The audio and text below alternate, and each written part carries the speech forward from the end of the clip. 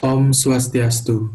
Baik, di sini saya akan mempresentasikan tugas saya dari mata kuliah Teori dan Metode Perancangan Arsitektur 1 pada topik 3 dengan judul Metode Perancangan Arsitektur. Sebelumnya, perkenalkan nama saya Iputu Nadiantara dengan nomor induk mahasiswa 20206212121091 dari kelas A2. Pertama-tama saya akan menjelaskan peta konsep. Pembahasan yang pertama, pengertian metode perancangan arsitektur, yang kedua, tokoh arsitektur dunia dan karyanya. Pengertian metode perancangan arsitektur. Perancangan merupakan suatu proses penyusunan konsepsi dasar suatu rencana yang meliputi kegiatan-kegiatan. Yang pertama, mengidentifikasi, yang kedua, mengadakan studi, yang ketiga, mendeterminasi, yang keempat, memprediksi, yang kelima, menentukan tindakan. Dalam perancangan arsitektur, karya mengandung keindahan, kekuatan, keteduhan, dan keharmonisan.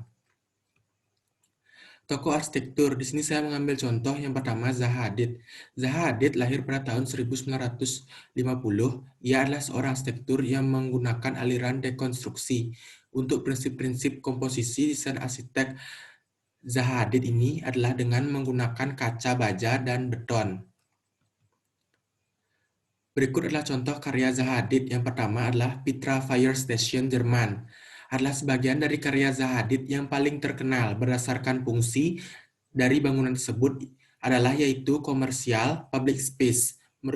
Menurutnya, bangunan harus dirancang dengan pemikiran-pemikiran berikut. Yang pertama, futurist arsitek bangunan. Dua, Russian supretims berarsitektur. Tiga, konstruktif bangunan harus dapat menampilkan ide. Yang keempat, Flying Beam Sida et al.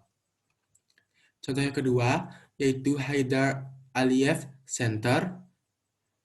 Hadid menggunakan teknik yang menerapkan gaya arsitektur futuristik pada karyanya yang memanfaatkan kemajuan di era teknologi dengan menggunakan bahan-bahan baru seperti baja, kaca, dan aluminium. Less is more, sederhana merupakan nilai tambah terhadap arsitektur, sedangkan penambahan ornamen tersebut dianggap sebagai suatu hal yang tidak efisien. Contoh yang ketiga adalah Riverside Museum. Desain menggunakan kompleksitas geometris yang kecerdikan struktur dan material keaslian, terus tradisi rekayasa karya Glasgow, dan akan menjadi bagian dari masa depan kota ini sebagai pusat inovasi. Dan di sini Hadid masih menerapkan teknik gaya futuristik yang masih memanfaatkan kemajuan teknologi. Tokoh berikutnya adalah Frank Gehry. Frank O'Gehry adalah seorang arsitek yang jarang mengeluarkan idenya dengan menulis atau menggambar, namun seringkali mengaplikasikan dalam bentuk desain. Pada awal tahun 70-an, Gehry melalui mengaplikasikan gagasannya dengan mengeksplorasi kekuatan utama dari konstruksi yang belum terselesaikan dengan material yang murah, namun dengan sentuhan teknologi modern.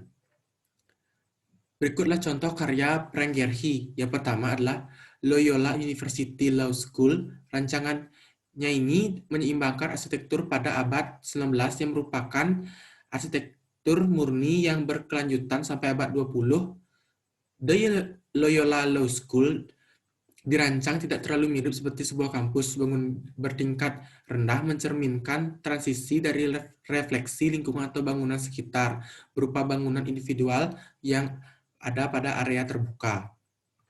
Contoh yang kedua adalah Guggenheim Museum Bilbao, Spanyol.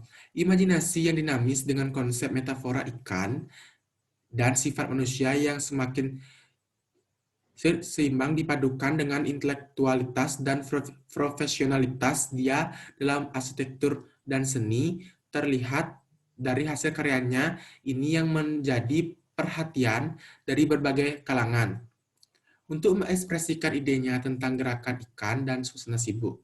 Bangunan ini terdiri dari serangkaian massa yang memiliki sebuah fokus berupa atrium di pusat dengan skala monumental. Contoh yang ketiga adalah Gehry House. Konsep desain pada bangunan rumah ini sendiri diawali dengan ketertarikan dia terhadap lingkungan lokal kelas menengah di mana ia dan istrinya tinggal.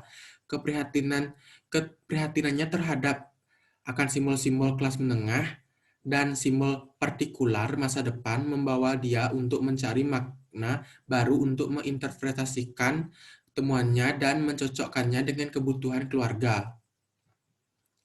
Tokoh berikutnya adalah Antoni Gaudí i Cornet. Antoni Gaudí i Cornet adalah seorang arsitek Spanyol Catalan dari Reus yang sangat terkenal sebagai praktisi modernisme Catalan. Lahir pada tanggal 25 Juni 1852 dan wafat pada 10 Juni 1926. Selain dikenal sebagai orang yang sangat religius, Gaudí juga dikenal sebagai hasil karya arsitekturnya yang unik. Contoh karya dari Antoni Gaudí. Yang pertama adalah Casa Mila. Analisis arsitektur Casa Mila perlu diketahui bahwa analisis ini hanya fokus pada arsitektur luar atau eksterior, khususnya pada bagian atap gedung. Casa Mila adalah salah satu karya arsitektur Gaudí yang diciptakan pada tahun 1906 sampai 1912. Yang kedua adalah Casa Vicent. Bangunan ini secara struktural bagus, tetapi membutuhkan restorasi yang sangat signifikan. Konversi ke apartemen melibatkan pemindahan tangga asli Gaudí yang diganti oleh arsitek tanpa dekorasi. Arsitek juga melepas dua sayap yang telah dipasang pada tahun 1935 dan 1964, memberi ruang untuk taman yang diperluas. Berikutnya adalah contoh yang ketiga adalah La Sagrada Familia.